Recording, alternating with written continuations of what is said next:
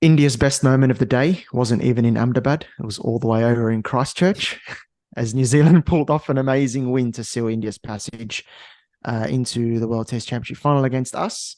So I very much look forward to that test, the World Test Championship final. In terms of the Border-Gavaskar trophy, look, I just want to say congratulations to India. Congratulations to you and all the India fans for the fourth straight Border-Gavaskar trophy win, all by a margin of 2-1. So for me, I'm proud of the way Australia fought back after 2-0, but the winning mentality as an Australian fan, it's like a disappointment after the Delhi one. Like that could have been very different and the series could have been different. But ball draw today, we had a debate about the pitch yesterday. I definitely stand by it even more now.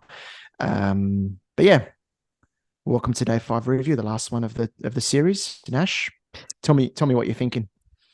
Look, I think I got some hate after yesterday. But I think as we saw today, the ball was doing something from the pitch. The ball was spinning. It was turning square as well at some from certain spots. After it pitched, Marnus saw Travis Head. Steve Smith could have had a cup of coffee by the time it reached them. Is that slow? But that's the thing. Like I would rather give a lot of credit to the way Travis Head and Marnus played today, especially Marnus got his first 50 of the series, and Travis Head really looked at home when he was playing.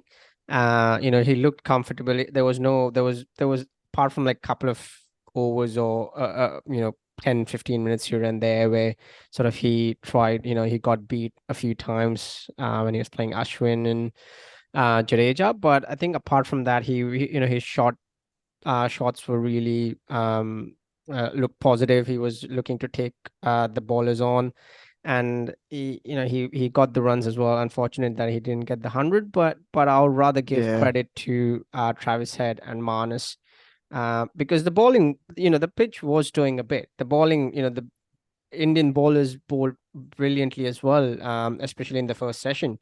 And they did not give much away to the batters, so they were right on spot. The ball was spinning, the plans were there. Um, but Tell me I'll about the plans. Tell me yeah, about the yeah. plans. I Rohit was coming to that. Sharma, I was coming to close that. infielders. I was very Exactly, surprised at that. exactly. Hmm. So that's one thing I sort of want to pick. Especially not only this test match, but the entire series, like the field placings and even bowling changes at some stages was really bizarre, to say the least, because Aksa was tremendously underbowled in the entire series, and he only got like 3 wickets in the end in 8 innings. Sorry, not 8 innings, in 4 test matches. I think 6 innings that Australia batted, and Hmm. no, sorry, Australia batted 8 innings. That's right. And Australia then batted 8 innings, yeah, but yes, it was that's right. very limited. You're right. Yeah, Hmm. exactly. And that's the thing, like with bowling changes and especially with the field placings, if we stick to only today, just put all the fielders close in. Like India had nothing to lose, as you said a couple of times on the chat. Like it was a bit bizarre with the field placings. They Mm. had like 2 slips at one point and no short leg silly point. They're trying to protect the runs. I don't know what for, but I think there was still that element of doubt where they thought Australia could go for quick runs here, set a target and bait India. And I said that to you as well, but that was sort of pretty much out of the game after the first session itself. Yeah, I mean that was strange. Like I said, India cannot lose the game. Like from the position that they're in, for Australia to get a big enough lead, and then for India to have to lose 10 wickets, it's nigh on impossible. It's so I thought there was a few that went to like short leg and sort of leg slip, particularly off Marnus. I thought his footwork was a bit shaky at the start of his innings. Um, but I'm happy for him. I'm happy for Travis Head. He leaves India with an enhanced reputation for sure. He didn't score 100 in the series, but I thought he batted really well and he responded really well after the first test where he wasn't picked. Still hard to believe that one, but um, he batted really, really well. His defense was better than I thought it was going to be. He's improved against spin, so real credit to Travis Head. Yeah, absolutely. And look, I think one other player I would really really say positively about from Australia is Todd Murphy coming to Definitely. India, first tour, debut tour for a 20-year-old, 100%. 19, 20-year-old. Um, it's hard. Experienced bowlers have struggled before on these shows, and for Todd Murphy to come in um, and show his skills in such a way where even the best Indian batters have struggled. I think it's a real credit to him, and hopefully he's the one who takes the baton forward from Nathan Lyon in the years I think it coming. will. I think he will. So, a couple of years ago, we are thinking, oh, what's going to happen after Lyon retires from a spin perspective for Australia? But with Kuhneman there and of course Todd Murphy, I think we're in safe hands. Fingers crossed. Because what I love about Todd Murphy is his length is so good. Yeah. That's what's really impressive. And I think that could work really well in Australia because he's taller than what you expect. He's quite tall, so you can get that bounce in Australia, but his length is really good. And that's what has been Nathan Lyon's, a key aspect of Nathan Lyon's success over the years. It's the length. Where it's not that step hit length Yeah. or not too short. It's perfect. But I think what Matt Kuhneman has over Todd Murphy, I would say this in Australia when it comes to playing test matches in Australia, is Todd Murphy hasn't played that much first class cricket yet, and it's just the start of his career. Neither is Kuhneman, to be fair. I think Kuhneman played 13 first class games before this series, and Todd Murphy 5 or 6. So, both of them and that's what I'm inexperienced. saying is it's Todd Murphy in the coming years in the next next season he has to play all the games for Victoria Agree. and sort of hone his skills more in when it comes to what Lyon had going for him was the bounce and the drift, and that's one thing that Todd Murphy will certainly look to work on. One thing he'll have in his favor is he bowled the ball of the test match, I think, to Pujara in the first innings when he pinned him LBW and got it to straighten off the pitch. I'd probably say the Jadeja one in the first test was the ball of the series. No, ball of the match. Oh, ball of the match. Yeah, okay, fair enough. Fourth match. Yeah. That you got it to move off the straight on a very placid wicket. That was a good piece of bowling. And he finished with the best economy rate out of all the frontline spinners except Akshar Patel. Akshar Patel went for 2.16 and over. Murphy 2.56. That's an awesome achievement where it's often very difficult for young spinners in India, of course. Exactly. And his length, even in this test match where it was an unforgiving surface, I believe, he was very good. So massive credit to him. I'll also pinpoint from an Australian perspective, I think Kuhneman leaves India with an enhanced reputation. He's on the map. Cameron Green, of course, very good with the bat. I think in both tests that he played, I thought in indoor he played an important innings and it was only 20 or something like that. But he scored important runs in that test match and looked pretty good in his first test in India at the time. I don't know if I'm missing anyone else. Oh, of course, Usman Khawaja after the first test, outstanding the rest of the series.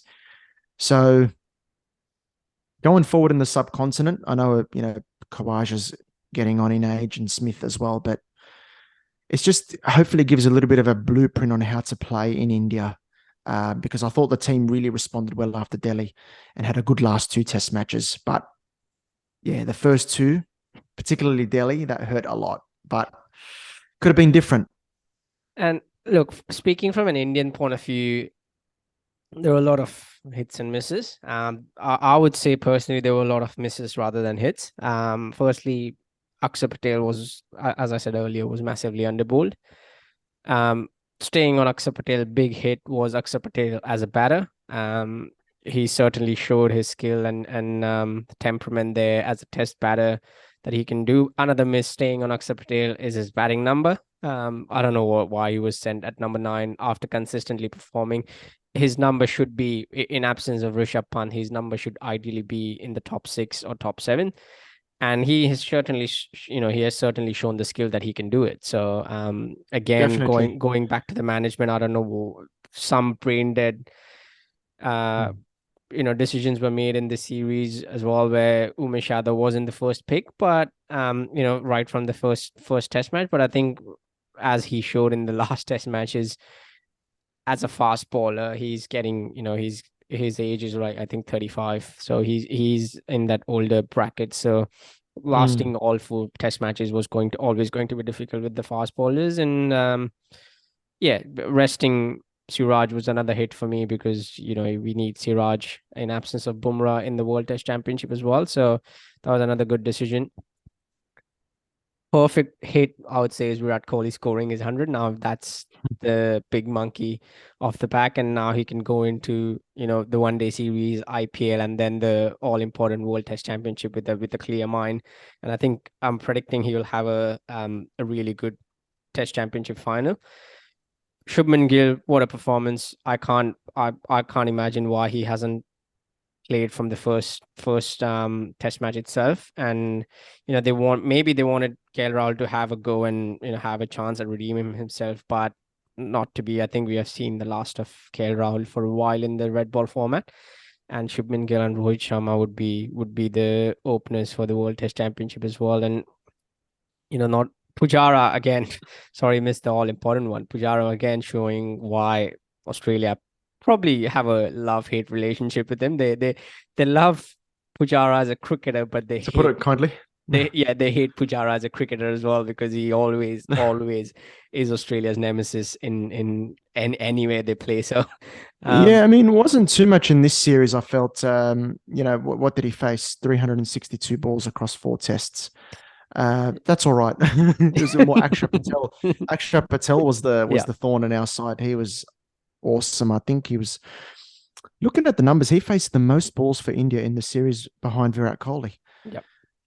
And that's And, because and Virat Kohli, surprisingly, Virat Kohli ended up being the highest run getter for India in the series for, I yeah, think, for 186, that yeah. helps in one innings, and Yep. bat a massive amount of deliveries. But Akshat Patel, man, I tweeted that you're going to get probably Ravindra Jadeja going to get player of the series, maybe Ashwin perhaps, but Oh, Akshat I hope Patel. I don't think it's going to be Ashwin, but it's going to be interesting. Maybe But maybe Akshat Aksa Patel was Patel. Yep. amazing. I don't think he'll get it, but his performances in the first 2 Test matches with the bat I turned think the it might games. be Jadeja because he has done it with both bat and ball over the Bat and course of the ball, yeah. series. Um, Yep. one before we finish today, I think it's been a great series. Uh, all throughout the 4 tests, we have talked a lot about spinners, fast bowlers, top 6 and the pitches as well. Going from here, going forward, coming to the World Test Championship final, we'll discuss that in length on our regular podcast as well. But quick thoughts on who gets in and who has to unfortunately sit out. Before you answer, obviously only one spinner. It's at the Oval, so I think only one spinner will get into the team, which is going to be Nathan Lyon. And 3 fast bowlers. Sorry to be giving you the answer on a platter, but I think personally for me it would be I agree with that. Boland, Cummins, and Stark. I want Stark there because he has been. No Hazelwood. Oh, if he's not injured, then Hazelwood. But then who would you sit out? Would it be Stark? Because Stark hasn't performed that well against India across formats in the past few years. Yeah, that's a tricky one. Probably a decision you've got to make closer to the time. But yeah, you're right about Stark, but the left arm angle, Yeah. and he'll offer something in But England in it hasn't June. helped. There'll be It swing. hasn't helped. Well, this is going to be different conditions. So they've never played each other in England, have they? So he'll get swing there, I think, and he could be a weapon with that left arm angle, and importantly, late order runs in England conditions. So I'm leaning towards having Stark in the team. Hazelwood, if he's fit, I think gets in, and then Cummins and Green there as the fourth bowling option with Lyon there as the spinner. So, but that's harsh on bowling because I think he'd be really awesome in England conditions, but he'll get his opportunity in the Ashes at some point, I think. So, we'll see who's fit at the time. What do you think for India? 2 spinners and 3 fast bowlers?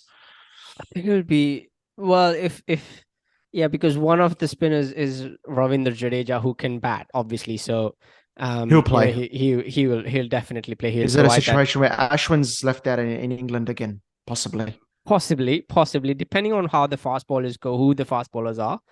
Um, And I depends don't on the pitch too. When we get there. exactly. But I think Ashwin, if there's two spinners, it has to be Ashwin and Jadeja gives that batting cover as well at number 7.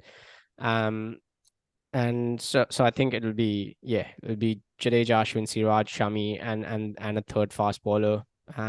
It isn't Bumrah as we know it at the moment. So hopefully maybe someone like an Umesh Yadav. So I mean, for Australia, I give them a big chance in that Test match because I thought there was some vulnerabilities for India in this series, and that's where my disappointment stems from. Is that India weren't at their absolute best in this series, so Australia had chances to win another game somewhere, particularly the Delhi game. But it is what it is. We have to cop another L, but hopefully we make up for it in the World Test Championship final in June. Well, before that, we have a 3-match one-day series. We have a cracking IPL coming up as well.